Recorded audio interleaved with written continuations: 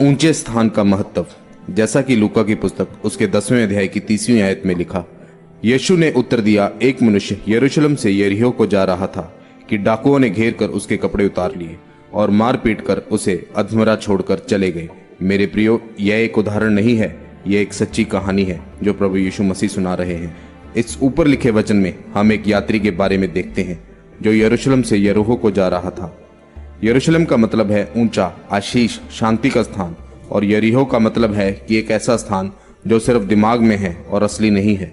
जब भी एक व्यक्ति परमेश्वर के स्थान को छोड़कर उस स्थान का पीछा करेगा जो शैतान ने उसके दिमाग में पैदा किया है, तो हमेशा उस स्थान पर हमला होगा, क्योंकि बाइबल बताती है कि जैसे ही वह यरूशलेम से यरीहो की ओर जा रहा था तो शैतान ने उसके ऊपर हमला किया और उसको डाकुओं ने घेर कर उसको मारा और अधमरा करके छोड़ दिया। यरूशलेम ऊंचा स्थान है और यरीहो एक नीचा स्थान है। जब भी एक विश्वासी अपनी ऊंचाई वाली जिंदगी को छोड़कर नीचे के स्थान की ओर जाना शुरू करता है तो उस पर शैतान हमला करता है। इसलिए परमेश्वर ने कहा, जो बाड़ा तोड़ेगा उसको सांप डसेगा।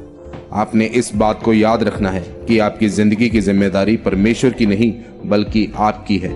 जब परमेश्वर आपको मुक्ति देता है तो वह आपको पाप को मना करने, परमेश्वर में चलने, शैतान को डांटने और जयवंत जीवन जीने के लिए ताकत देता है और उसका सही इस्तेमाल करने की बुद्धि देता है। अगर आपको एक अलमारी दे दी जाए और उसके 12 अलग अलग हिस्से हों और उसकी चाबियां भी आपको दे दी जाएं, एक हिस्से में चंगाई और एक में आशीष है, अगर आप हाथ में चाबियां लिए हुए अलमारी के सामने खड़े रोते रहेंगे कि मुझे चंगाई चाहिए, पर आप उसको खोलेंगे नहीं और चाबी का इस्तेमाल नहीं करेंगे, तो चर्च में आकर भी आप सारी उम्र बीमार ही रह सकते हैं, गरीब और शराब के नीचे रह सकते हैं। याद रखें, अगर आपकी जिंदगी में 2 घंटे प्रार्थना है तो 6 महीने बाद वो 6 घंटे होना जरूरी है।